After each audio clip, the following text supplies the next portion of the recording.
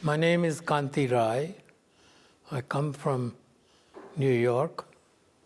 I have been a part of international workshop on CLL ever since its inception, as long ago as about 40 years ago in 1979. Now it is 2019. International Workshop on CLL, or iwCLL, is something that never was called when the first meeting was convened. The first meeting is historically credited to our founder, Jacques-Louis Binet, from Pitié-Salpêtrière Hospital in Paris, France. Dr.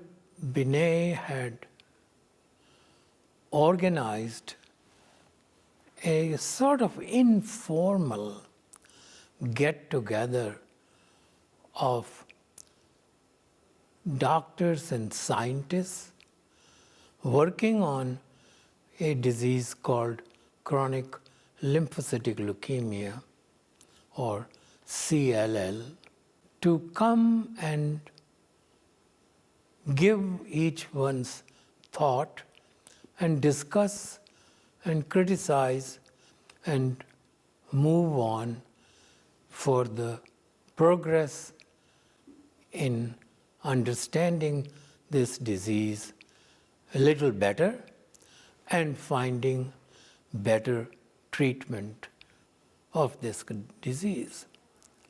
Let me tell you that CLL, which is now considered to be an exciting, challenging disease in which progress is being made today at a very rapid pace,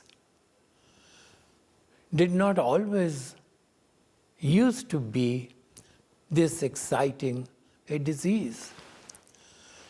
In reality, it was considered to be a mighty, boring disease. Not much had been known why and how it evolved into a killer leukemia, and how to treat. So the scientists in medicine were never intrigued by this. Nobody was working on it. That was as recently as 40 or 50 years ago. But there are two major clinician scientists who deserve a big credit for making CLL somewhat more understandable. And those are two giants. Both have since died. One was David Galton in London, and the other was William Damashek in Boston. Both of them independently of each other, but by virtue of their respective experience in treating large number of CLL patients, inferred that CLL is different from other human malignancies, that it is not an extraordinary increase in rate of proliferation of leukemic cells, but for some unknown reason at that time, the leukemic cells did not die and lived forever. Because of that fact, there was an accumulation of lymphocytes and which caused worsening of existing CLL. So they both independently, Damashek and Galton, proposed that CLL is an accumulative disease rather than a proliferative disease. Well, that fact was then a theory, but it affected two persons and their respective teams. One was myself, Kanti Rai, in New York, and the other was Jacques-Louis Binet in Paris. What we developed was a method of classifying CLL into what we called clinical stages. And those stages made it possible for the treating doctors to decide whether the person with this disease was in early stage, then it might be justifiable to not to throw chemotherapy at those people. Whereas if the person came from an advanced stage, then treatment was justifiable. And the life expectancy of those patients went according to those two staging methodologies or staging criteria. One got to be called the Rai method of clinical staging, the other the Binet method of clinical staging. Binet's method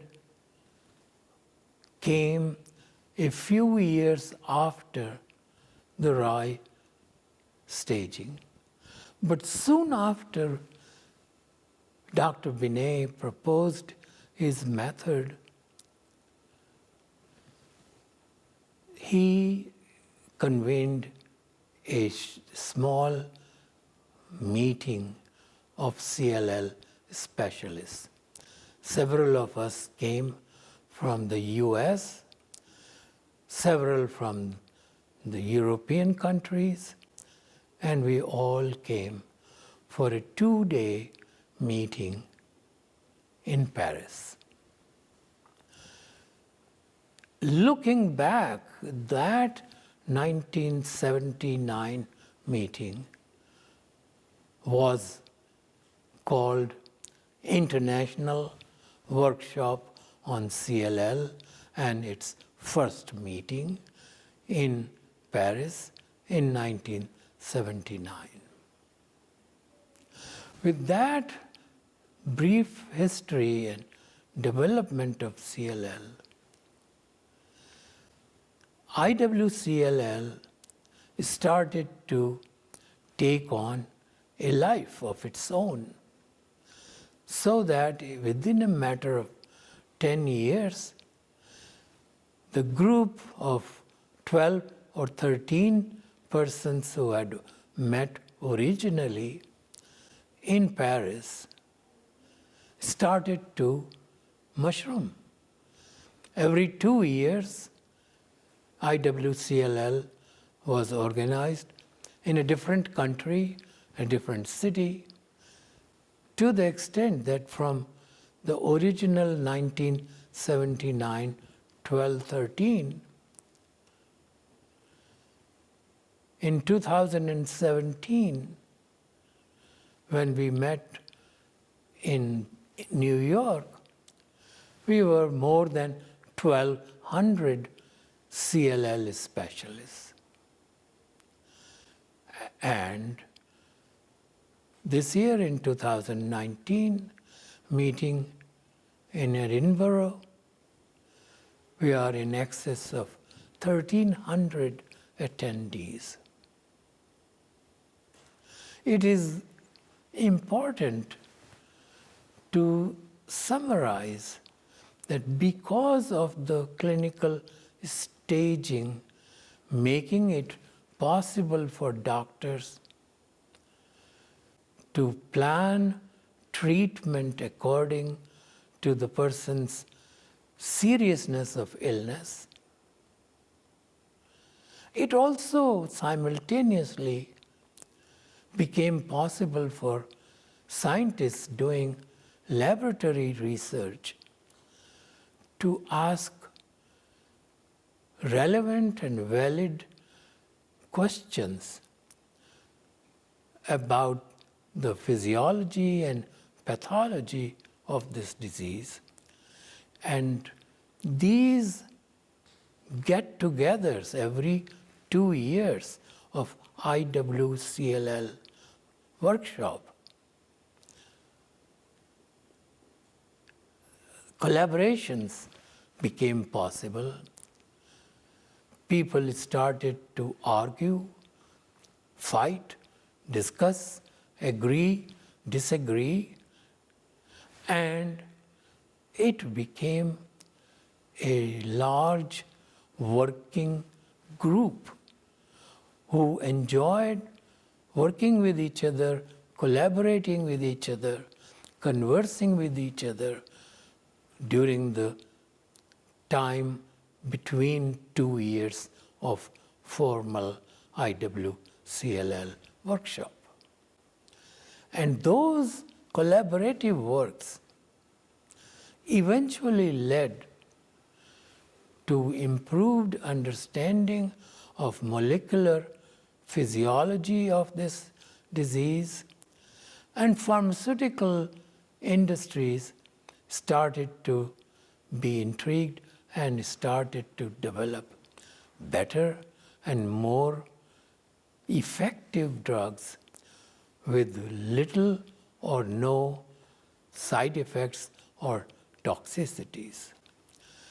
To the extent that now virtually every country doing scientific research today is participating in CLL research and participating in discussions at every 2-yearly CLL workshop. I would say that from therapeutic nihilism of 40 years ago, when we all felt that it was better to leave a CLL patient alone and not torture him or her with strong poisonous treatment, to now we are at the other end of the spectrum, where we are aiming, talking about, hoping for curing this terrible, fatal, previously untreatable disease called CLL. So in my opinion, this is directly a result of the camaraderie, friendship, trust among each of the participating clinicians, scientists fighting to cure this disease. So on that optimistic note, I will say iwCLL deserves a lot of credit for progress in CLL today. Thank you.